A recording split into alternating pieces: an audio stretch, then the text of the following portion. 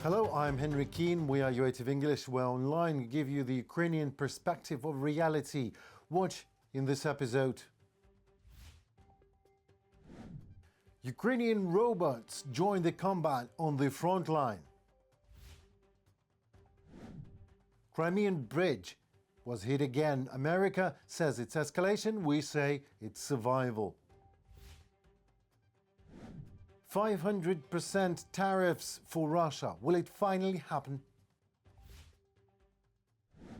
And even by just watching this episode, you really help us fight off Russian aggression. Please comment and subscribe to our channel while watching it, as it helps Ukrainian voice to be heard worldwide.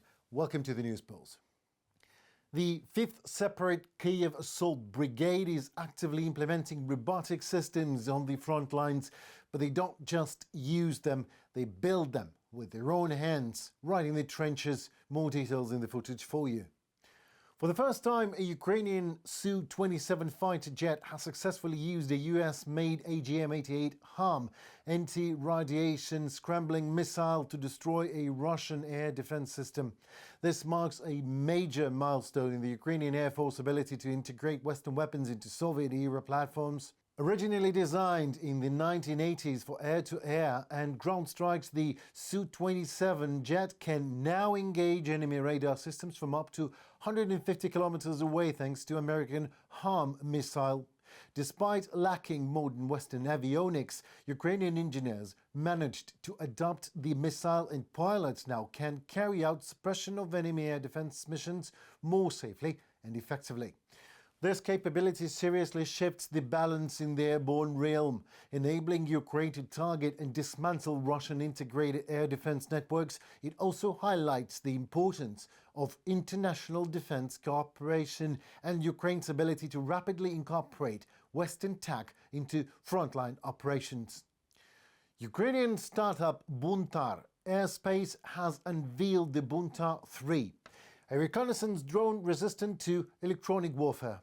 Key features of the Buntar 3 reconnaissance system: up to 3.5 hours of flight time, tactical range of 80 kilometers, target detection at distances up to 15 kilometers, operation without GPS, resistance to electronic warfare, vertical takeoff and landing capability.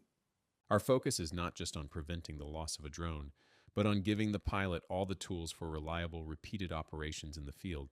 That is the key to gaining an advantage. Bohdan Essas, co-founder of Buntar Aerospace, in a comment to Aviation. One of the key advantages of the Buntar 3 is the full integration of all stages of combat used into one solidly unified system. Along with the drone, the startup also introduced Buntar Co-Pilot software, a digital navigator that allows users not only to plan missions, launch drones and analyze mission data, but also to control multiple UAVs simultaneously. The Buntar 3 has already been tested in combat conditions across several fronts, the Belgorod and Bryansk directions. One thing I would like to add here: the very fact that you more and more often will see Ukrainian innovations in our releases is not a coincidence at all. It's a proof that we simply have no other way out. Waiting for help from other countries is just pointless. No one understands someone else's pain, and we have waited for that to happen for over 10 years when Crimea was annexed by Russia. Therefore, we have come to the point in time and space when we in Ukraine not only have to have our own cards, but we better make sure they are all aces. Learn why. The US administration is just being silent about the fact Ukraine has wiped out half of Russian strategic aviation fleet with just 100 drones. And then comes the Crimean Bridge, and that is in just 3 days. And we did not need American weapons for that. No, and instead of praising the fact, what we hear is this. And I'm telling you, the risk levels are going way up. I mean, what happened this weekend, people have to understand in the national security space, when you attack an opponent's part of their national survival system, which is their triad, the nuclear triad, that means your risk level goes up because you don't know what the other side's going to do. You're not sure. Keith Kellogg, U.S. Special Envoy for Ukraine and Russia, in a comment for Fox News. Well, I have only one question to General Kellogg, if I may, in this regard. How dare you, General? To blame Ukraine for escalating the war that Vladimir Putin has started is the same thing as to blame indigenous Americans for escalating a war against those white occupiers 250 years ago, whose grandchildren today are taking it all for granted, treating their privilege to be Americans as an inborn right. But it was and is not an inborn right at all. This was and remains a privilege, and it was fought out and soaked wet in the bloody war. So today, to blame Ukraine for escalation, General Kellogg, in the war that Putin has started with a single goal to destroy our sovereignty and statehood, as such, you have to first blame in that same escalation your boss, President Trump, for cutting off intelligence data, for example, and not signing a single military aid package in particular, and leaning to the Kremlin in general, just because dictator Putin called him a genius. Some even dare to say, General, it is a fact that Ukraine has kept Trump in the dark by not informing the American president and the American side in general of the secret Ukrainian operation beforehand.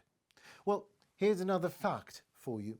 Every top secret operation that Ukraine was planning and has informed American partners about is somehow then exposed to Russians. No, we're not blaming anyone here, General. We in Ukraine have come to a very red and very dead line, and we have crossed it. We are not asking anyone's permission anymore for our rights to survive as a state. We are not asking anyone anything at all anymore. No more reasoning those murderers and murder appeasers. No more, Kellogging, General. We are ready for peace. We said it many times, and we do not even mind that General Kellogg or President Trump procrastinate in silence and even dare to blame Ukraine for its will to survive, calling it names like escalation. That's okay. By doing so, they simply force us in Ukraine to become stronger, smarter, and more cunning. And trust me, we're only getting started. On the morning of June 3rd, Ukraine attacked the Crimean Bridge for the third time, this time by planting explosives underwater. The operation was carefully planned out for several months under the personal control of General Malyuk, the SBU says. What and how was used, that we do not know. Information is classified, of course, but Defense Express analysts believe that one of the possible means of destroying the pillars of Kerch Bridge is the Kellogg drone, range in different versions, 1,200 up to 2,000 kilometers, warhead weight 500 to 5,000 kilos. All the explosives were delivered by the underwater drone Marichka, announced back in August 2023. While we fight for survival, we also are ready for talks about peace. Ukrainian delegation went to the United States to hold talks with General Kellogg and other counterparts, Zelensky's chief of staff, Yermak, Minister of Economy, Sveridenko, and other officials. They plan to discuss the final amendments to national legislation of Ukraine to make the minerals deal finally work and create a joint fund. All that while Ukrainian drones just devour Russian rear and blow up pillars of the illegal Russian empire. Crimean Bridge for now. Demonstration of capabilities and power and will to survive on both front lines, diplomatic and actual battlefield. That's what it is. United States House Speaker Mike Johnson expressed his support on June 2nd for a Senate-backed bill that aims to intensify sanctions on Russia, according to the New York Post. A bipartisan coalition in the Senate announced in late May that they are prepared to vote on the legislation should peace talks between Russia and Ukraine fail to show progress. Originally introduced in early April, the bill would impose new penalties on Moscow and introduce steep 500% tariffs on imports from countries purchasing Russian oil, natural gas, petroleum products, or even uranium. There's a high level of interest here in the Senate on both sides of the aisle and moving on it. and it very well could be something that we would take up in this work period. Obviously, we're working with the White House to try and ensure that what we do and when we do it works well with the negotiations that they've got underway. John Thune, Senate Majority Leader, Republican Party, in a comment for journalists. President Donald Trump has so far declined to introduce new sanctions, citing the possibility of securing a peace agreement. If I believe a deal is within reach, I don't want to derail it by introducing sanctions. End of quote. Well, while Trump believes a deal is within reach, we do not quite see it exactly that way, but we move on. On June 2nd, Russia and Ukraine held a second round of peace talks in Istanbul. Ukraine presented a proposal that reportedly includes even sanctions relief for Russia on the condition that sanctions are automatically reinstated if Russia violates a ceasefire. In response, Moscow suggested a limited 2 or 3 day ceasefire in localized frontline areas, allegedly to allow for the recovery of fallen soldiers, while rejecting Kyiv's call, backed by Western allies, for a 30-day unconditional ceasefire. General Kellogg claims that he already talked to senators and they are ready to push the bill if the peace process fails. On the behalf of Russia, that means sanctions are just a question of time. I spoke with Senator Lindsey Graham last weekend, and the sanctions are set. They're ready to be enacted. It's called the Russia Sanctions Act of 2025, and Graham has everything in place. Keith Kellogg, U.S. Special Envoy for Ukraine and Russia, in a comment for Fox News.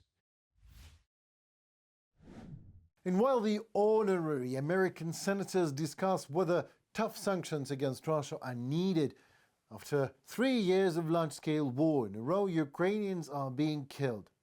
Now, even as you watching this very episode, children are killed by Russian missiles, shells and drones every day in Ukraine. June 4th is the Remembrance Day of Ukrainian children who died, murdered by Russia.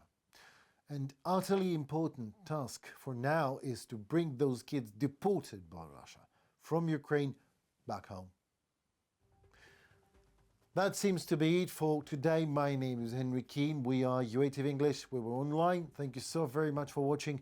Your subscription is very important to us, as Ukraine is craving, I hope, the same value as you are: freedom and sovereignty of state. It was News Pulse. Stay tuned for more very soon and see you at the next beat. Goodbye.